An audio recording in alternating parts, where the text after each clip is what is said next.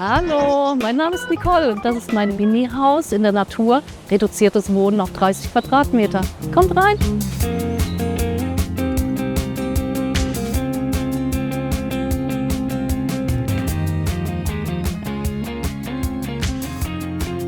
Ja, dann kommt mal rein in mein Wohnzimmer. Meine Couch ist hier, mein Tisch. Also es ist halt ein echtes Wohnzimmer, wenn ich auch reduziert habe, aber ich habe alles, was ich brauche.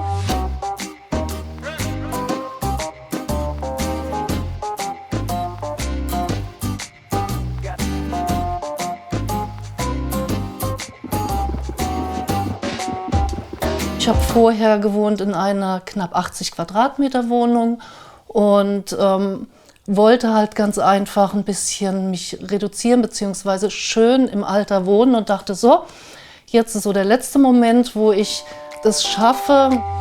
Mit Ende 50 habe ich das Ganze nochmal gerockt.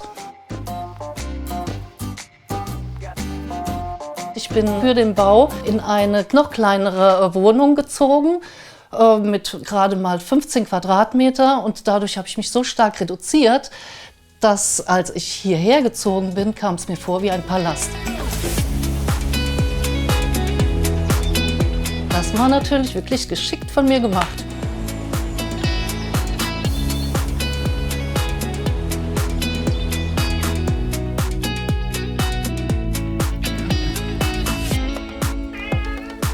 Ich brauche natürlich Stauraum, wenn man nicht viel Platz hat für Schränke und Sonstiges, dann müssen natürlich die Möbel multifunktional sein. Als Beispiel die Couch. So, da habe ich zum Beispiel meine ganzen Winterklamotten drin und Decken, die ich nicht brauche und so weiter und so fort. Dann habe ich hier einen Tisch, der ist so toll, weil, tada, auch hier kann ich Sachen verstauen. Wenn ich möchte, kann ich auch gerne hier sitzen und speisen. Dann möchte ich euch noch was über meinen tollen Esstisch erzählen. Dieser Tisch, der ist super praktisch, weil ich den sehr groß ausklappen kann. Für wenn mal meine Familie zum Beispiel kommt, kann ich ihn hier rausschieben.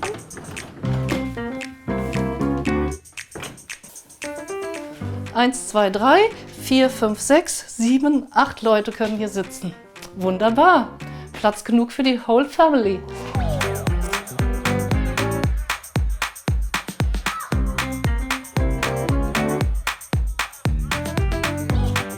Jedes Haus braucht natürlich auch einen Ofen. Ich habe einen ganz tollen Ofen. Das ist ein Pelletofen. Das ist so ziemlich der kleinste Ofen, den ich bekommen konnte.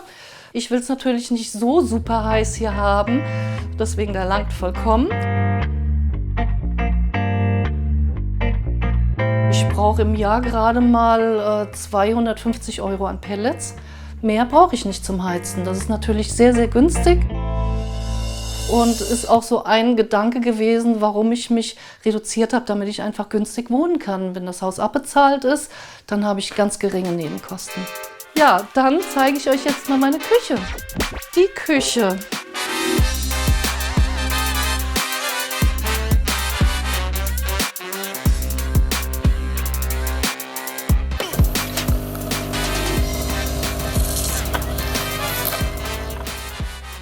Das hier ist mein Lieblingsschrank, der Schrank der Hausfrau. Tada! Staubsauger drin, Eimer, Topfdeckel und alles, was ich brauche an Reinigungsmitteln. Dann habe ich hier meine Spülmaschine, ist nur eine kleine, aber langt mir vollkommen. Ich habe nur einen kleinen Ofen. Ich brauche nicht unbedingt so einen ganz großen Backofen. Ich kann hier sogar kleine Kuchen drin machen. Ich kann 2 kleine Bleche reinlegen, meine Brötchen drin aufbacken, meine Aufläufe machen. Hier ist mein Geschirr drin, Teller, Tassen, hier hinten Gläser, Schüsseln. Ich habe tatsächlich auch Geschirr im Schrank für 10 Leute, Besteck, Gewürze, meine Öle ohne Konserven, Kochlöffel. Hier habe ich mich entschieden für eine Zweierkochplatte. Langt mir auch, weil ich wollte jetzt nicht so ein riesen Feld haben. Dann hätte ich zu wenig Platz gehabt, um irgendwie Sachen abzustellen. Und der Kühlschrank. Ja, Das war es eigentlich schon. Alles, was man braucht. Ich vermisse nichts. Ich habe mehrere Grundstücke mir angeschaut und stand da eine Weile und nach einer halben Stunde habe ich irgendwie gemerkt, das ist es. Das Ganze ist eigentlich ein Low-Budget-Projekt. Ich habe 120.000 € aufgenommen. Das Grundstück hat 30.000 gekostet und der Rest ist draufgegangen für das Haus, also quasi 90.000. Das ist relativ wenig, wenn man bedenkt, dass hier nur Naturmaterialien verbaut wurden.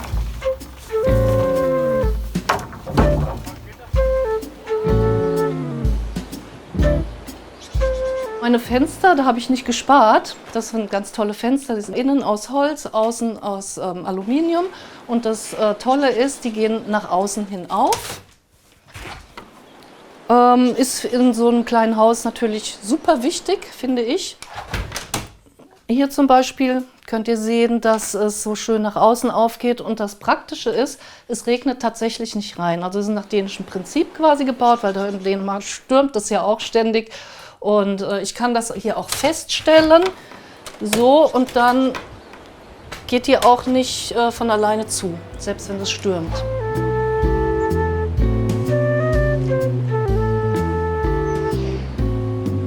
Ich bin natürlich kein Bauprofi. Ich habe selbst natürlich sowas noch nie gemacht und habe ganz viel auf YouTube mir angeguckt und habe das dadurch gelernt. Und natürlich Learning by Doing. Und ich muss sagen, hätte ich nicht so viele tolle Menschen um mich herum gehabt, ohne die wäre es nicht gegangen.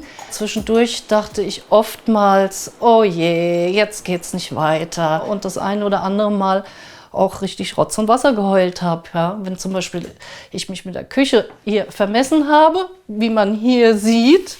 Aber im Endeffekt ist es jetzt auch nicht so schlimm. Könnte ich noch beiputzen, aber ich habe es ein bisschen gestrichen, das langt auch. Irgendwie hat es sich dann doch immer wieder so zusammengefügt, dass es sehr wohl weiterging und sogar sehr gut wurde.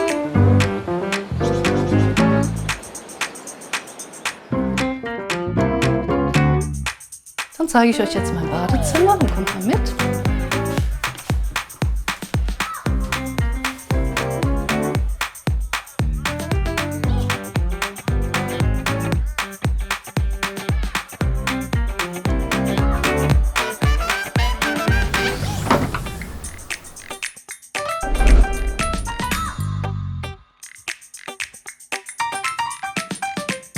Der Spiegel, der ist einfach bombastisch, so einen großen Spiegel zu haben, weil das Badezimmer ist plötzlich doppelt so groß.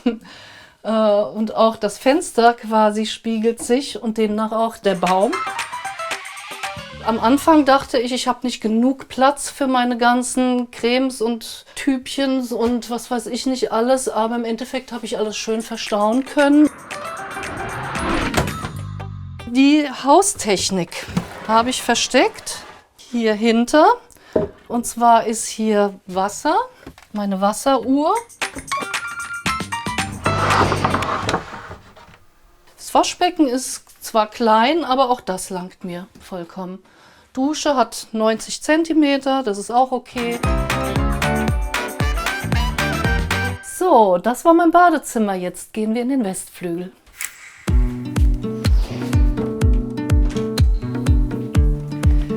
Hier befindet sich ein Bereich, in dem ich sehr viel Zeit verbringe, nämlich mein Büro.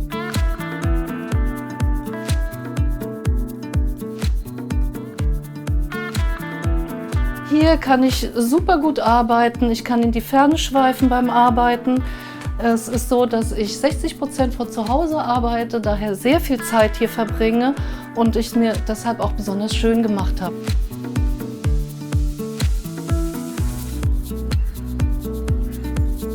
Direkt hier gegenüber ist mein Ankleidebereich, mein Kleiderschrank. Es ist wirklich nicht viel, aber es ist alles drin, was ich brauche. Und ich muss auch sagen, ich habe trotzdem viel zu viel Klamotten. Hier habe ich zum Beispiel meine ganzen Sachen zum Hängen. Hier sind meine Hosen. Die habe ich nach Marie Kondo die gefaltet. Das ist einfach die platzsparendste Art, um Klamotten, um Kleidung zu verstauen. So falten, eine Hand drüben und dann einfach 3-mal zusammenfalten. Und man sagt so, dass die Sachen stehen können quasi. Dann habe ich hier meine Schuhe verstaut. Hier meine Pullover. Irgendwann mal ist der Stapel bis hier hoch und wenn ich dann neue Sachen brauche oder möchte, dann muss was Altes dafür weg. Tja, und so geht das mit dem Reduzieren und mit dem Downsizen. Zur Kleidung gehört auch Waschen. Im Winter möchte ich natürlich nicht ständig meinen Kleiderständer hier irgendwo stehen haben. Dann hatte ich eine super Idee, nämlich einen Wäscheständer, den ich hochziehen kann.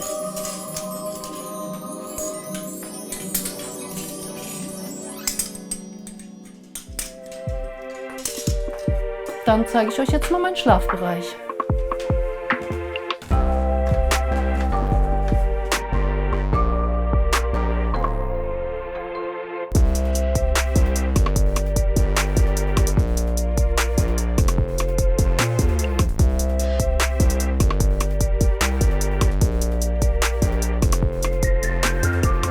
Ich schlafe sehr gern hier oben, habe auch hier genug Platz.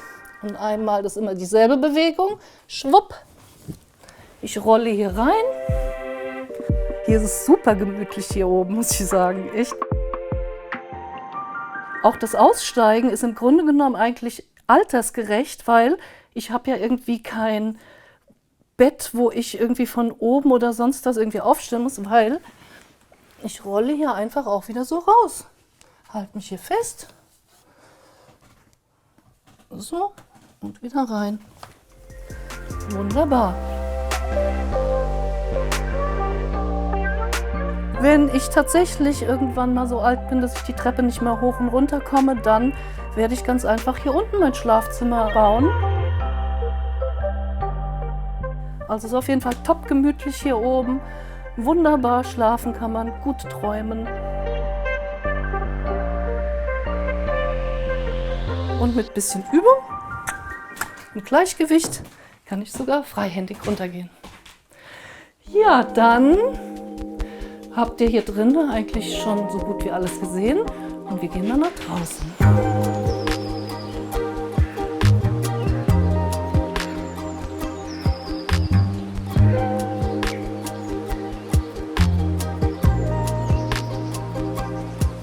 Hier habe ich mir ganz viel Platz geschaffen, damit ich im Sommer viel freie Zeit hier draußen verbringen kann. Und besonders dann, wenn die Familie da ist, dann halten wir uns eher hier auf, am großen Tisch. Hier habe ich tagsüber keine Sonne. Erst fand ich das ein bisschen doof. Man will ja lieber eine Südterrasse haben. Aber hätte ich eine Südterrasse, dann hätte ich wieder Sonnenschirm gebraucht oder eine Markise gebraucht. Und hier, gerade im Hochsommer, genieße ich es total, dass hier Schatten ist. Ein schönes Lüftchen weht hier hinten. Auf meiner Liege ausruhen.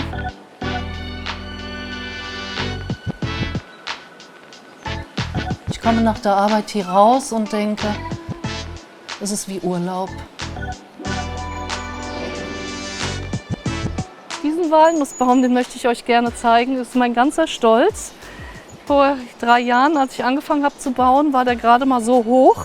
Da wusste ich noch nicht, dass es ein Walnussbaum ist. Und naja, wir gehören irgendwie zusammen.